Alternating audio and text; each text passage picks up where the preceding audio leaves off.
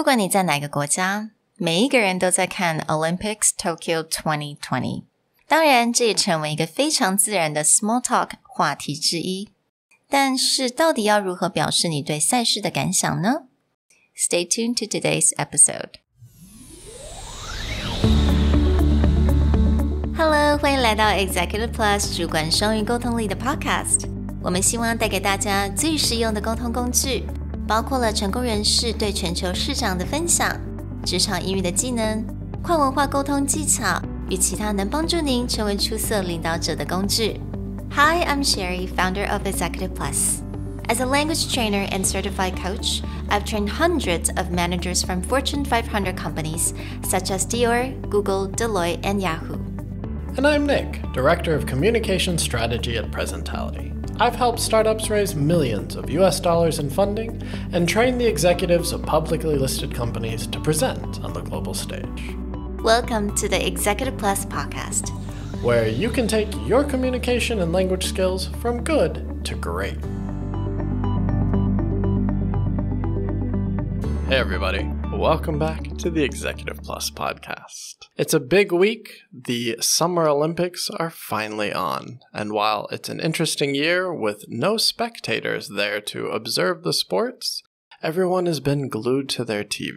So this week, we want to extend a bit on what Sherry shared with you last week, which is how do you talk about these popular topics around the water cooler?在第89集的时候，我跟大家分享了到底要怎么样将时事incorporate 在你的 small talk 当中。那当然，因为奥运是多么重要的一个盛事，那全世界的人都在看它，所以很自然的奥运就是一个It's a natural topic for small talk. 那我们今天就来分享一些到底该怎么样去开启这个话题，还有一些蛮重要的单字啊，或者是片语。Big news early in the Olympics for Taiwan is that within the sport of judo, there was an early silver medalist in the extra lightweight division.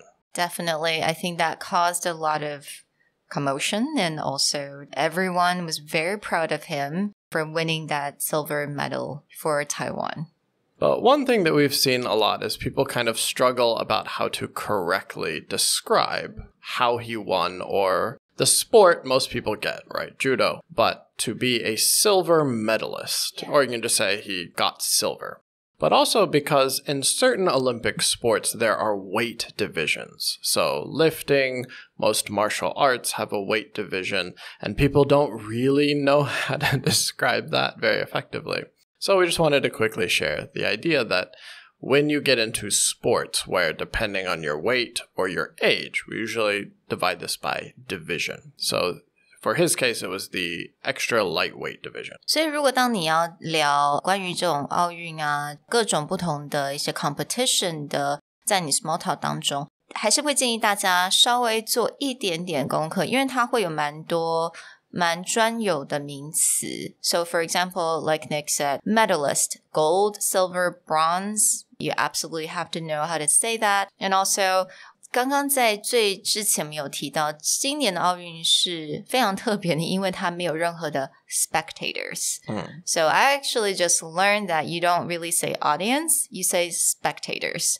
Right. Because you're actually there to watch the sports, not listening to the sports. So you would say spectators.You'll see this most often just in sports. In general, when we talk about audience, if you go to a theater, you go to watch a movie, you go to watch a play, even ballet, you'll often hear the word audience. But in its most original form, you're talking about listening to, say, a music concert. So that is why it is the audience, the audio part of that. Meanwhile, with sports, you're there to observe. You're there to spectate what's going on.So we use spectator. So you'll see a lot of news about there is no spectators this year in Japan.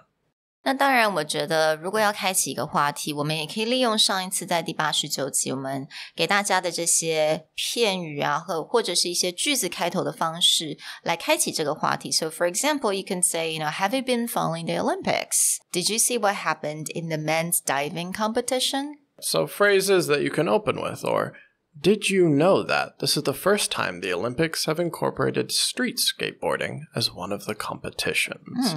These quick phrases as your kind of opener that you can use. Have you been following? And then insert a hot topic recently. Or did you see what happened in? And then maybe, again, some interesting sport, event, or news that has been happening. And lastly, did you know that? Yeah, 我觉得这些都是蛮直接、非常快速的一种方式，可以去开启这个话题。所以你当然也可以说 I don't know if you heard, but some very good-looking athletes have caused some commotions on the internet, especially for their female fans. Yes, apparently a lot of very good-looking male athletes in these games. Now, with the phrases, did you know that? And I don't know if you heard, but when you use these phrases, your tone of voice is really important. Because these phrases can be great openers, but if you're not careful, it can come across very sarcastic or kind of catty. So, for example, saying something like, did you know this was the first time that the Olympics had street skateboarding? Can be normal, but if you're like, did you know that? Right? Or if you're like, I don't know if you've heard, but it can come across a little bit wrong. So with those two phrases, be careful about your tone of voice. And I would say just have this curiosity in your voice. 表示好奇, right? Yeah. In your tone. And I think that would be a very safe way to go. If you wanted to express your feelings towards any kind of news that is quite joyful and a bit surprising, you can also start your sentence with, I can't believe what I heard today, but...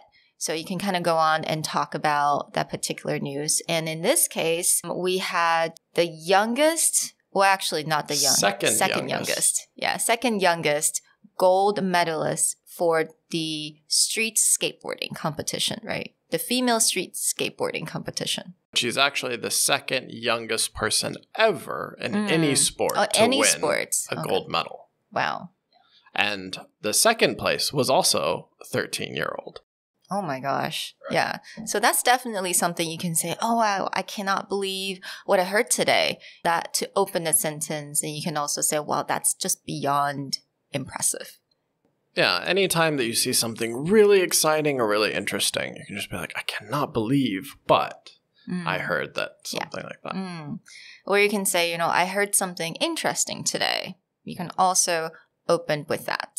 And then for a lot of people, like me especially, one of my big reasons for watching the Olympics is because many of the sports I did when I was young, including track and field, gymnastics, and so I enjoy watching those competitions. You know, a lot of people start to get nostalgic and they'll start thinking back when they were young. You know, it really makes me think about what I was doing when I was 13. Or it really makes me think about what good shape I was back in my younger years. Yeah, did you guys know that Nick used to be an athlete?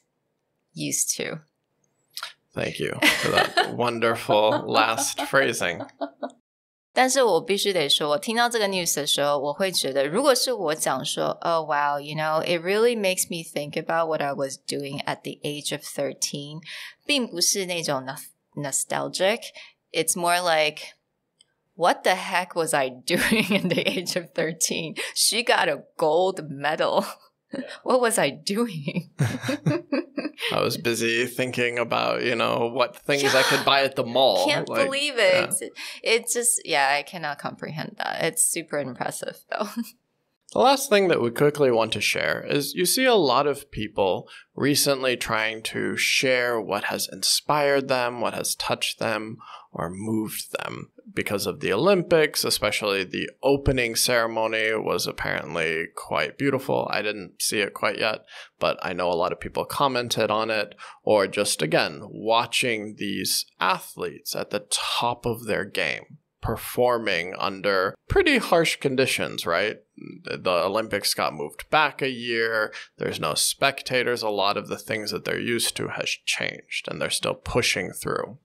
We wanted to just share how you could express this really well, where you can use terms like inspired. Watching these young athletes push themselves to become elite performers is really inspiring and motivating. 所以当你要形容什么事情让你感到非常感动，我知道很多人都会用 touched，但是老实说，我觉得 touched， 因为 touch 还有另外一个字就是触碰， so it's always kind of, it could be a little bit weird to use it too much. Yeah, I feel that as soon as people heard this phrase in Taiwan, they went a little crazy with it. Yeah. Whereas you would not hear this as often in a English-speaking environment. Usually touched, we will reserve for very specific instances, and it usually has a lot to do when someone has done a favor or a service or taken care of another person in like a very life-changing way. Right. And then be like, I was really touched by how my grandfather took care of my grandmother when she had dementia. Right. But it's not like everything that I watch will say, oh, I'm so touched.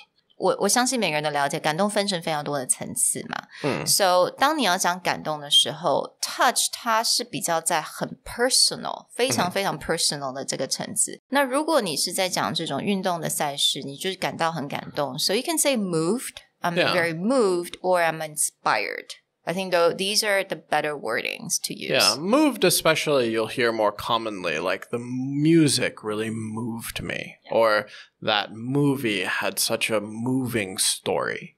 Moved is much more common, and I would very much recommend people use that over touched in general. Absolutely. And then in general, again, inspire can just be a great word to talk about. Oh, it really grabs me. It really makes me feel motivated.